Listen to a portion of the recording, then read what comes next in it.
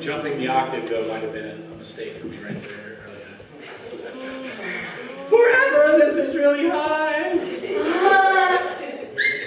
Uh-oh, I see, that's why. I was wondering, I was like, why is my microphone not so loud? Well, I seem to have dropped the clip. No bueno. That's all right, we'll just run like this. Wow!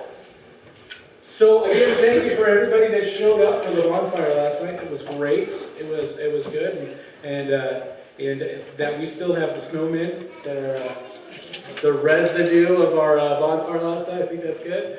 Right before we left, we were burning stuff, and I realized I probably needed to stay here till the fire went out. So I played the Angry Birds on my phone or something while I was waiting for it to die down and go, thinking, oh, maybe we shouldn't have put quite so much wood on there, Dan. Might have been 3 or 4 logs that we probably could have skipped at the end there, but it was a great time had by all. We burned a couple extra logs maybe, and at least one hot dog. That was... Daddy's. Was there more than one hot dog? Thanks, Steve. That makes me feel better. I only put one in the fire.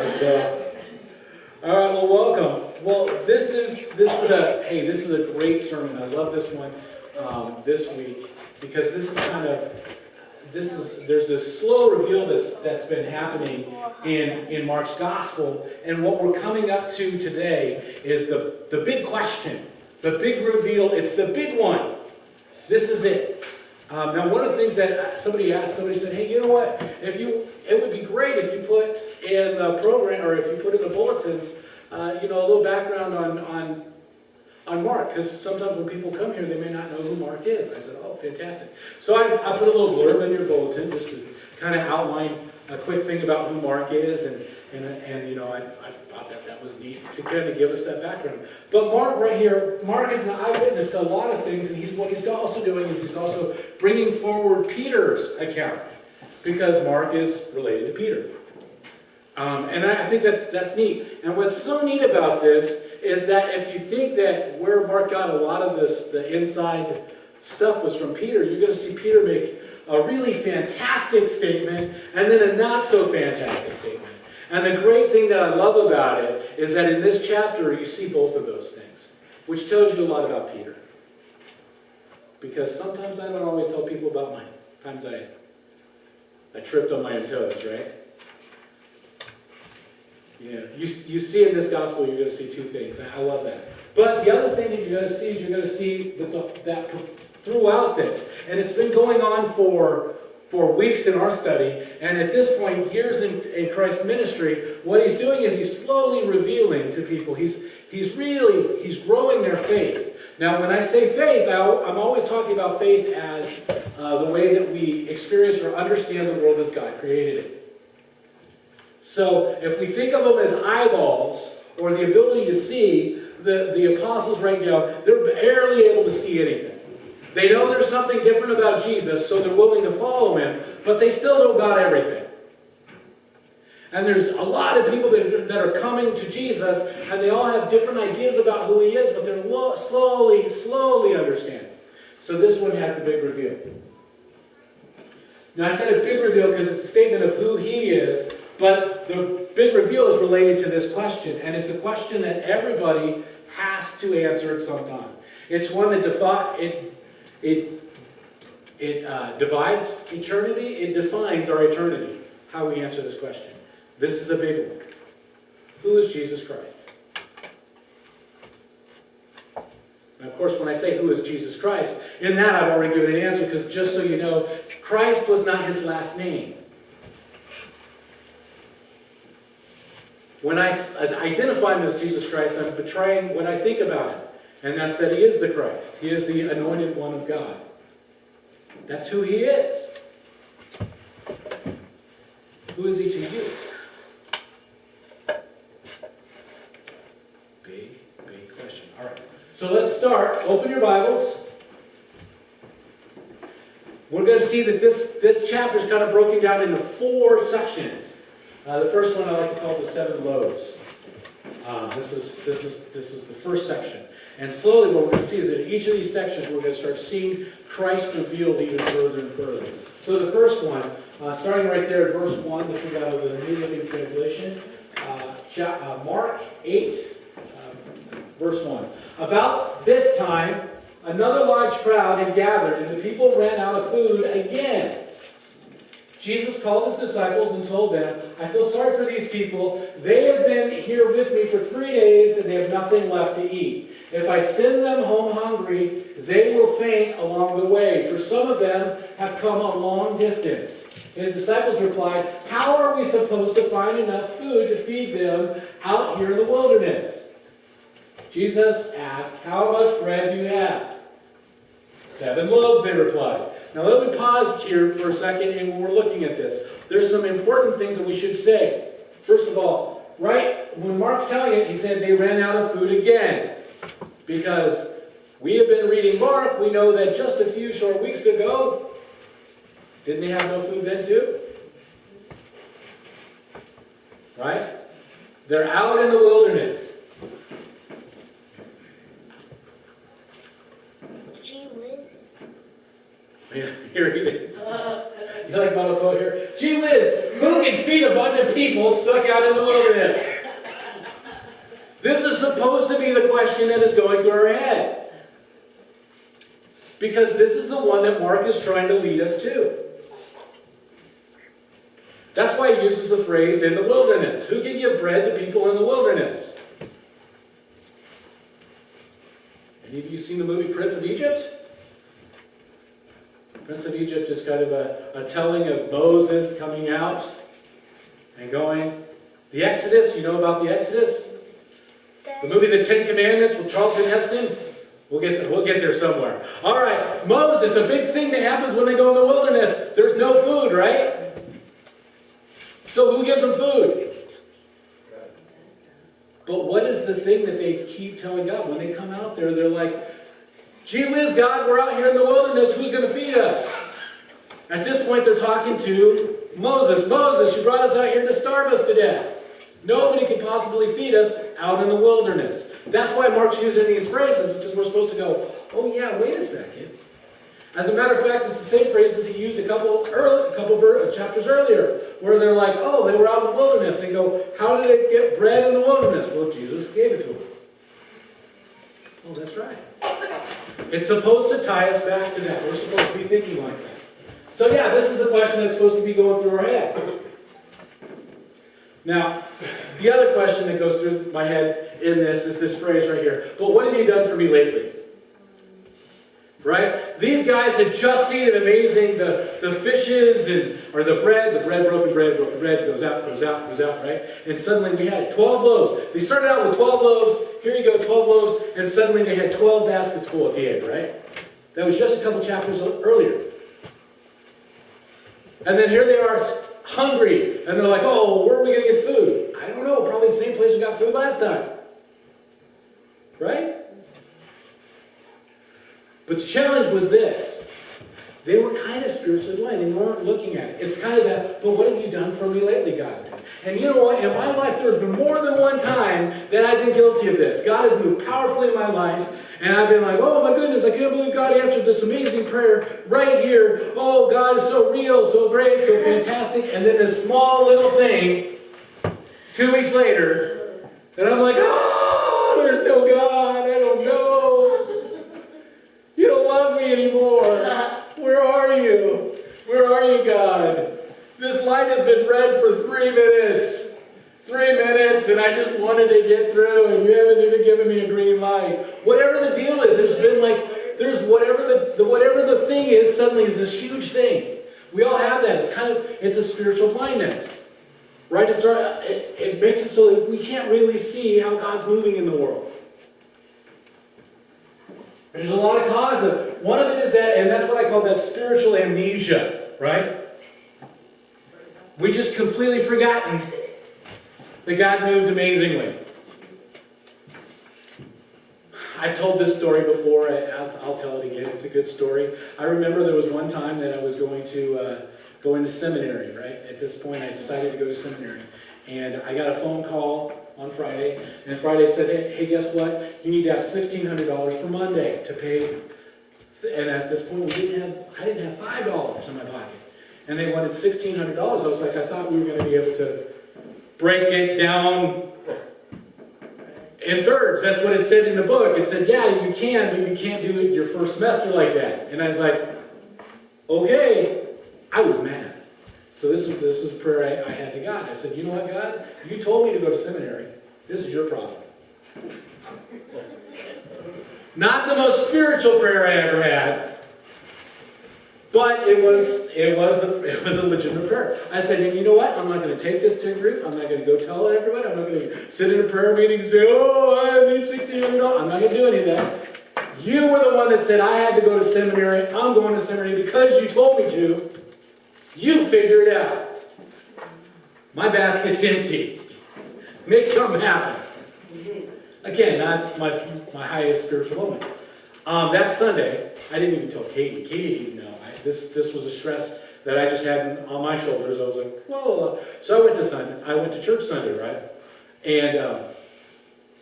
And that week, I'm running around, and we did 2 services there, so we had just finished the first service or something, and I'm running around, and I run into a guy that's been attending our church for a little while, and he said, hey, Rick, can I stop you for a second? He's like, you know, my wife, Marcia, and I, his name's Val, he's a great guy. My wife, Marcia, and I had been praying about it, and I know this is kind of odd, kind of weird, but can we give you this? And I open it up, and it's a check for $600. He's like, God laid it on our heart that we really needed to give you some money. And I was like, no, you don't know how much this means. I didn't tell him the rest of the story. I just said, you don't know how much this means to me. This is really important, right? Oh, it was at the end of the second service. And we were walking into business meeting. Now, I was the executive pastor. I did kind of the business stuff, so I wrote the agenda for the meeting and all this sort of stuff. So I was going into the meeting and I knew what was going to happen. So I walked on in, blah, blah, blah. I got $600. I was like, wow, that's kind of neat. It's $1,000 short, but it's $600, right? That was maybe it's an answer to prayer, right? So we're going through the business meeting, and the senior pastor, who never really goes off book, went off book on the business meeting, and he comes down to the point where he'd been saving money for a parking lot, and he was sure that he was going to do the parking lot thing, and he comes down to it at this point, and he says, my remote control is broken. No, he said, you know what? He's like, we have this money set aside for the parking lot, but this is what I want to do. I want to break this up into $1,000 bits, and I want to give $1,000 to the youth pastors, $1,000 to Rick, $1,000. All in favor? He said yes. So within 5 minutes, $1,600. Isn't that kind of weird? Boy, that's odd. How random is that? $1,600. It's not random? No. It's not a coincidence? No. No. Just saying. It's a big thing, right? Fishes and loaves, right? It's a huge thing. Right. This is amazing. Flash forward like 3 weeks. I get to the point, and I had said that I was going to do this one thing, and I had like $20 left, and I was like, I need to put $20 in the gas tank or do the $20 that I needed to give for this other thing. But God, I won't have any money if I put the $20 over on this other thing that I needed to put the $20 on. $20 was too big for me at that point. Does that make sense? Yeah. Where you It makes sense because we've done it. Logically, you sit down and go, wait, the God who can give you $1,600 can solve $20 too, right? Spiritual amnesia, we can have it. It's a very real thing. And it doesn't matter how long you've walked with Christ, that spiritual amnesia, you can get a bump on the head and it can happen. Right? So many times. He's answered prayer and then suddenly, I don't know. The other way that spiritual amnesia happens is because we're like trapped in the present. We can be trapped right in the right now. Whatever the problem is right now, it becomes so huge. Because we're looking right at it right here. We're not looking at the scope of our whole life. We're looking at whatever this thing is right now. This $20, my car's almost out of gas. This $20 is too big for me to figure out. because I'm so trapped in the moment. We as believers ought not be trapped in the moment. We live kind of on an eternal scale. That's how we should be living. That's where the abundant life is found. It's found living on that eternal scale. That means there's going to be moments that are going to suck. Can you say that in church? Yes. There's going to be moments that are going to be painful. And if we're trapped in that moment, we're going to pretend like the whole universe is that. But that's not the truth. There's challenges, there's struggles we all go through. But that can lead to spiritual alignment by being trapped in the moment. And the other one that we can be is we can just flat be ignorant. We can be scripturally ignorant. God gives a lot of these answers in the book. The disciples could have put together, hey, wait a second, God did stuff in the wilderness, right? We're in the wilderness. God's done stuff before in the wilderness for his people. Maybe he can do stuff for us today. But you know what? You can't put those together if you don't get your nose in the Scripture. Or if you live in such a way that your Christianity is Sunday only, and Monday through Saturday is something else. If you don't bridge that across, if you don't understand that the God that's there, and you know what, we sang a song that sometimes can lead us in the wrong direction. We say, "Come, now is the time to worship," and you get this idea that you're coming to worship, and that's a neat, pretty picture, and it's drawing people in, and I like it. But what it can lead people to think is that they're coming to God who is only here. And then the opposite is go where God isn't. You know what I'm saying? We have this idea that once we gather together, then here's God. But if we're not, then we're suddenly off in the wilderness, and it has nothing to do. One doesn't have nothing to do with the other. We don't want to be like that. We want to be complete, whole people. So continuing to read on. So Jesus told all the people to sit down. So Jesus told all the people to sit down on the ground. Then he took the 7 loaves, thanked God for them, and he broke them into pieces. He gave them to his disciples, who distributed the bread to the crowd. A few small fish were found, too. So Jesus also blessed these and told the disciples to distribute them. So fish sandwiches for everyone, right? I think it's fish sandwiches. My head is. What I love about this part is the fact that the disciples still didn't get it totally, right? Weren't they were swinging and missing, still. But Jesus is involving them in the solution. As a matter of fact, he's kind of got them involved. He's got them involved before they even totally understand everything. They're involved in ministry even before so. So, you know what? I think this is something maybe we should look at, is that when the disciples came to Jesus and had a lack of faith, his solution was not to have a revival. But sometimes we do, right? We say, what we need is a really big pep rally. That's not it. He didn't sit down and give them a 12-point sermon on what to do when you're lacking in faith.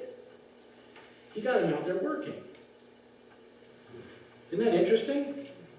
And more so, he was working something that was giving them the answer. They were involved in ministry, and their ministries are like, hey, wait, this is kind of like something else, right?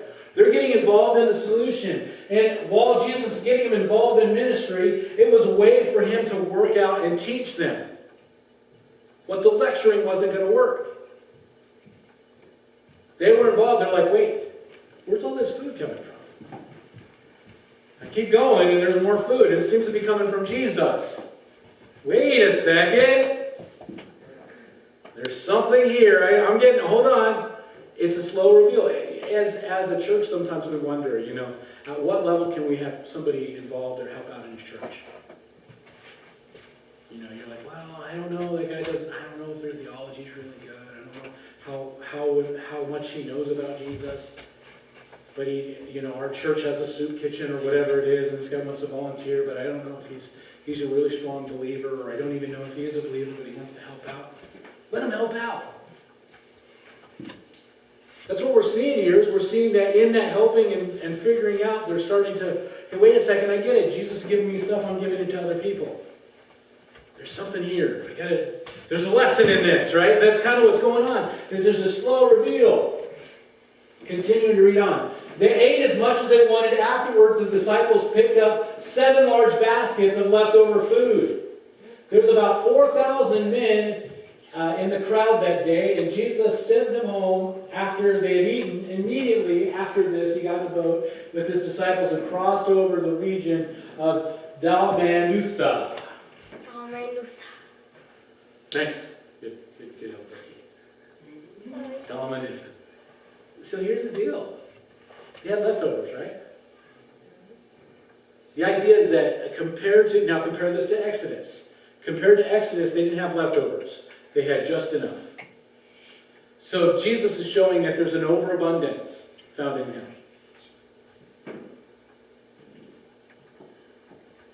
He can grant not only what you need, but even more so.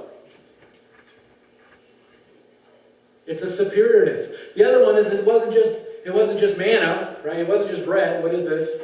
They're getting bread and fish. So it's like they're abundant more, and he's really helping. He's involved. It's supposed to show that it's superior. This miracle is supposed to look superior to the miracle that is